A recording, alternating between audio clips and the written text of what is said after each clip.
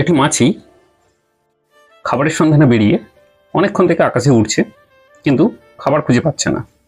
অনেকক্ষণ থেকে উঠতে উঠতে একটা ফুলের বাগানের কাছে এসে হাজির হলো এবং দেখতে পেল একটা বড় ফুলের বাগান, কিন্তু সে ফুলের বাগানের ভেতর থেকে একটা দুর্গন্ধ তার নাকে আসছে। মাছিটি ধীরে ধীরে ফুলের বাগানটার কাছে গেল এবং নিচে নামলো। গিয়ে দেখলো ফুলের বাগানের ভেতরে একটি কিছু মরে পচে গেছে। মাছিটি সেখানে গেল এবং তার উপরে বসে খেতে লাগলো। অপর একটি জায়গায় একটি মৌমাছি, সেও খাবারের সন্ধানে বেরিয়েছে।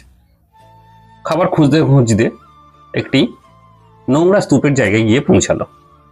সেখানে দেখলো প্রচুর নোংরা স্তূপ হয়ে আছে, কিন্তু সেই নোংরা স্তূপের মধ্যে একটি গাছ হয়ে আছে ছোট্ট, এবং তাতে একটি ফুল হয়ে আছে।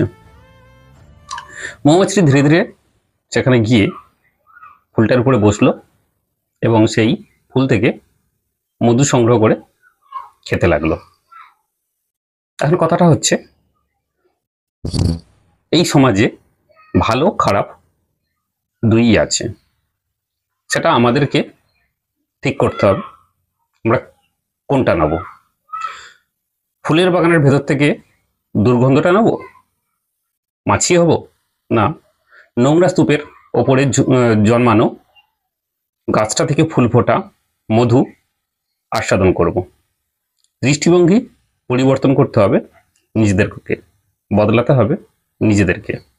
হ্যাঁ বন্ধু, তোমাকেই বলছি, চয়েসটা তোমার নিজের হাতে। নিজের গুরুত্বটা নিজেকেই দিতে হবে। তুমিই পারবে সঠিক পথটা বেছে নিতে। ভালো থেকো বন্ধু।